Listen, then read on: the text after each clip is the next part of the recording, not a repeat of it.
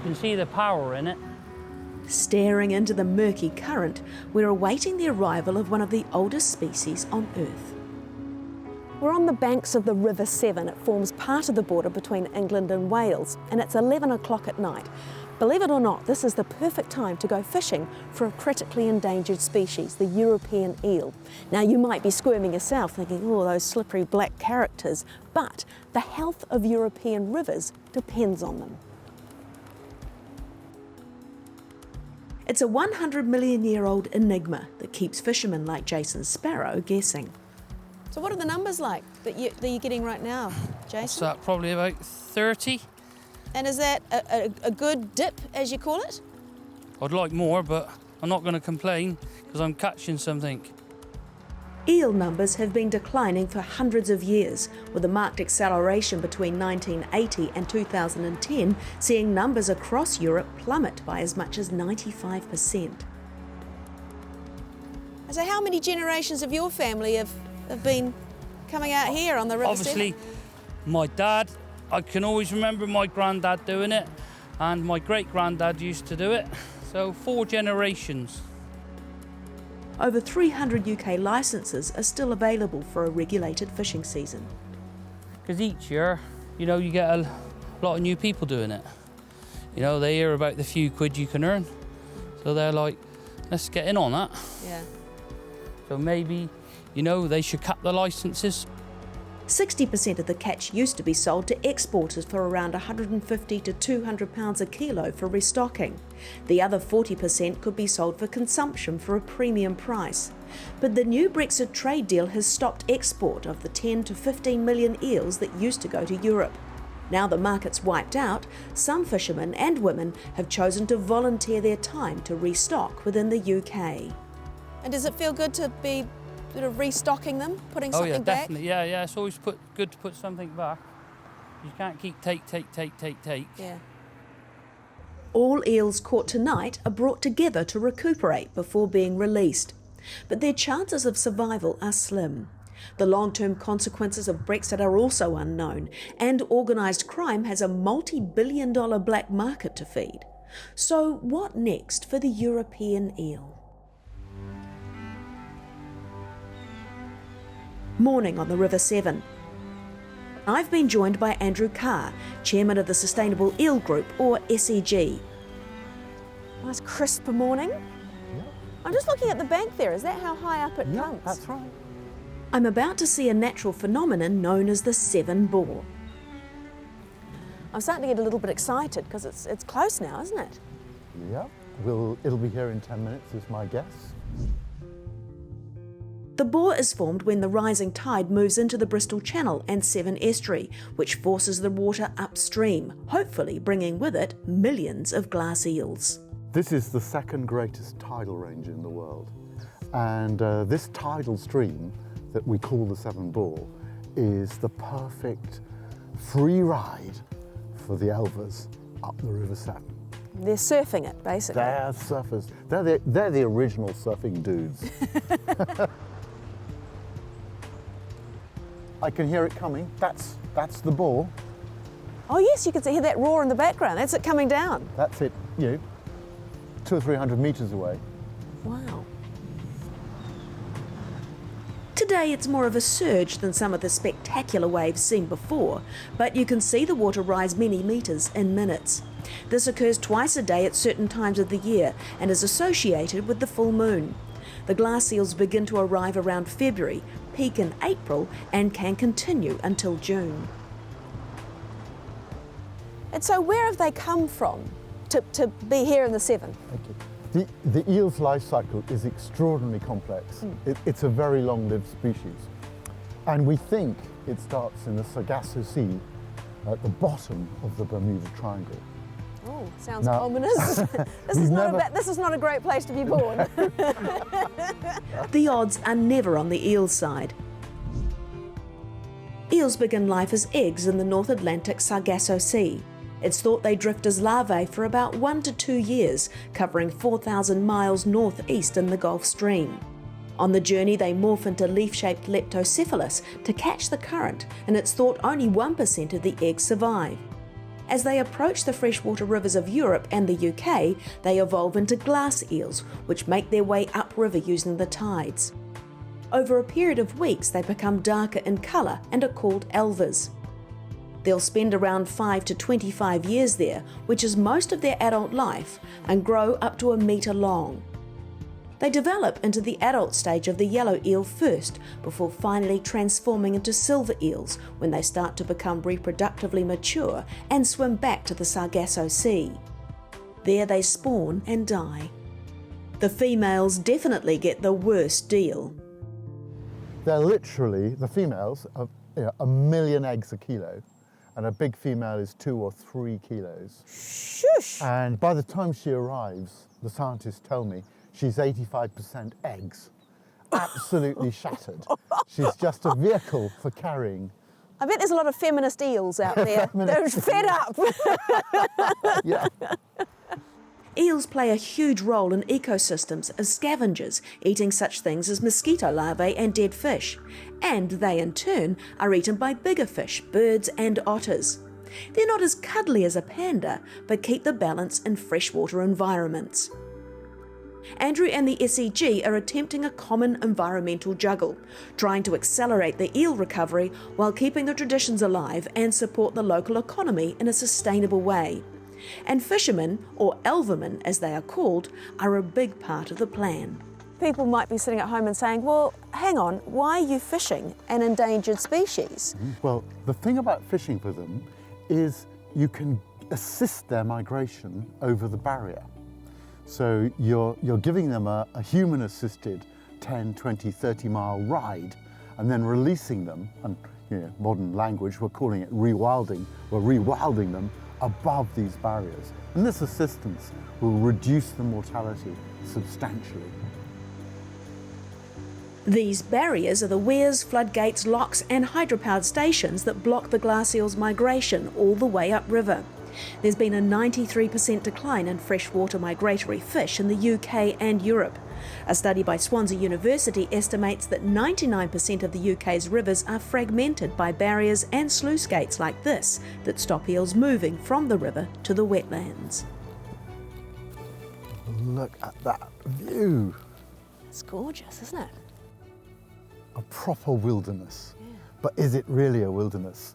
Look at the human engineering. Well, yeah. So is this the greatest, one of these things, are these the greatest threat to the eel? A huge threat, yeah. Andrew tells me that in the surrounding 20 miles of the Severn, there are a couple of hundred barriers. In total, the UK has around 100,000, and on the continent, a report by the Amber Barrier Atlas concludes there could be well over 1 million. It's turned into the biggest killer of all. By stopping the migration, eel mortality goes through the roof. And this has led WWF in the Global Planet report to say the most degraded habitat on the planet is not your Amazon rainforest or anywhere else. It's here in Europe, and it's our rivers and wetlands. The wetlands are vital for eels, and Andrew says around 3/4 of them have been drained in Europe and the UK, mostly in the last 50 years.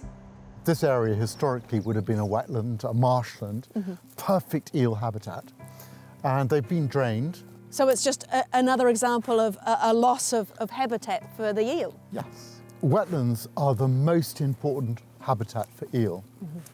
They're trying to make this metamorphosis from a sea saltwater fish to a freshwater fish. And this transition is as big as changing from a caterpillar to a butterfly. And already we have a mortality rate here at this phase of something like 90%. Oh. So if you take the wetlands away, the mortality goes through the roof. They are still very abundant, but nothing to what they were. But even if the eels make it back to safety where they can grow, when they reach maturity they'll have to battle through the barriers all over again to get back to the Sargasso Sea. So what's stopping you from sending these eels around the UK? Is it a lack of funding or a lack of fishermen, or is it too many rules stopping you from doing that? Yeah, it's money, someone's got to pay for it, and there are rules, but the rules can be met. They surround biosecurity, and issues like that, but we can meet those. But there's another, more menacing threat that's harder to deal with. European glass eel numbers have been decimated over the decades, and organisations like the Sustainable Eel Group are trying to turn that around. But another group is undermining a lot of the good work: organised crime. Measured on the basis of profit by weight, eel smuggling is more lucrative than trafficking cocaine. It has been estimated over $3 billion worth of glass eels are being smuggled every year. The 150 to 200 pounds a kilo a fisherman can make on UK riverbanks can become thousands when sold illegally to Asian markets.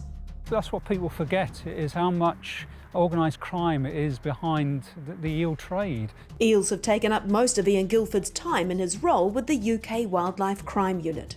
So ourselves, France, Spain, etc., looking into this illegal trade, working with Europol, but it expanded, to be fair. We now work with countries all across the world. Seafood salesman Gilbert Koo was found guilty of smuggling an estimated £53 million worth of live eels out of the UK. So they're not only smuggling them out in containers, I've heard they're also putting them in suitcases and taking them on aeroplanes. Basically, you're finding that people are being paid to come over, they're going into Spain, they're being equipped with suitcases. Then they go to the holding area where the glass eels have been stored for a short period just to settle them. They're then put into like plastic bags, aerated, a bit like your goldfish at a fair. And it's just taken on board a commercial flight, booked in as normal baggage. 48 hours maximum, you'll get a high return of live glass eels at the other end. And I guess the finger's always being pointed at the fishermen because everybody thinks, well, they're the ones that are making the money. It's like any area of criminality. It's a small minority that are abusing it, and they can see that there's money to be made from it, and there's opportunists. Andrew is trying to show people what can be gained from restocking eel populations. Today, he's brought together eel fishermen and other supporters to celebrate the release of 100,000 glass eels caught by fishermen further downriver. The goal is to release over 2 million further upstream past barriers before the end of the fishing season. A magical day though today with the alvermen, getting them on side with you. Was that a sort of an important moment to sort of get them into the release program? Yes, very important. We've always had a few, but one of the successes of this program is it's reached out to others who were very suspicious of us. And there is a lot of distrust and a history of distrust. There's a book and a story on it called The Victorian Elver Wars. It goes back a long, long time. So yeah, collaborative leadership. We're trying to build links for a joined up agenda. You need them on your side. We do. They are part of the solution.